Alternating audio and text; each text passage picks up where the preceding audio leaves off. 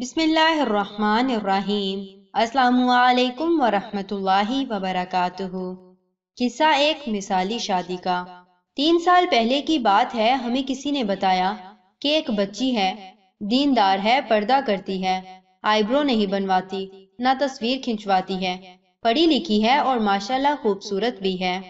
ہم اپنے بیٹے کے لیے ایسی ہی لڑکی چاہتے تھے۔ ایک دن ہم دونوں میاں بیوی گئے اور ہمیں لوگ اور لڑکی پسند آ گئی۔ ہم نے بغیر کسی تکلفات کے ان سے رشتہ مانگ لیا۔ انہوں نے تھوڑا وقت مانگا اور ہمارے گھر آئے اور ہمارے گھر پہ ہی اقرار بھی کر لیا۔ نہ ہم نے ان کے گھر کے بار بار چکر لگائے کہ اب بہن جائے گی، اب فلاں بھی دیکھے گا، نہ ناشتے نہ کھانے، ایک سادہ تقریب کی اور نکاح کر دیا۔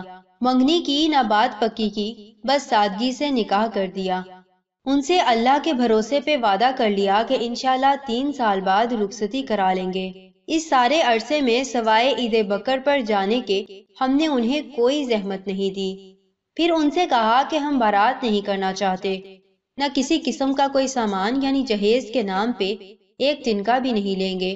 وہ بہت ہی معقول لوگ ہیں۔ بچی بھی ماشاءاللہ تعاون کرتی رہی۔ اللہ پاک کا شکر ہے کہ انہوں نے ہماری ہر بات مان لی۔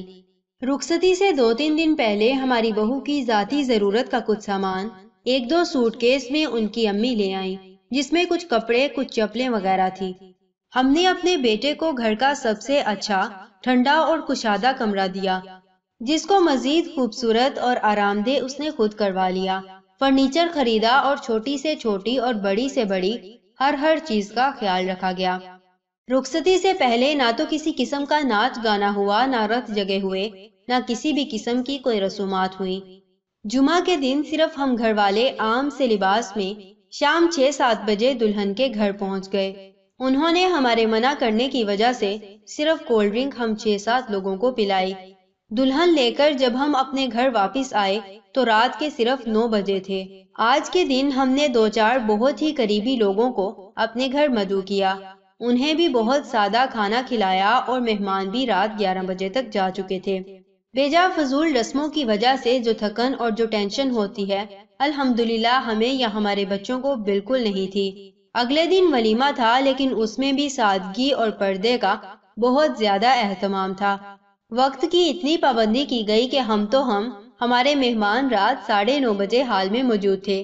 کوشش کی گئی تھی کہ امیر لوگوں کو کم اور غریب رشتہ داروں کو زیادہ تعداد میں بلایا جائے۔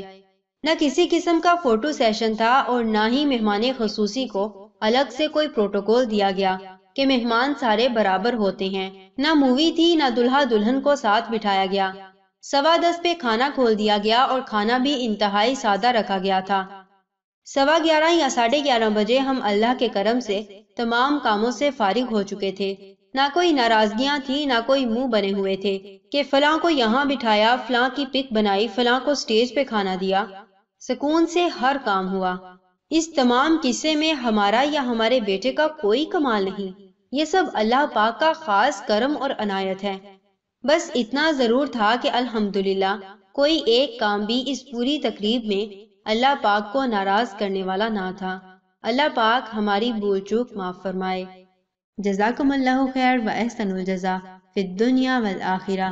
السلام علیکم ورحمۃ اللہ وبرکاتہ۔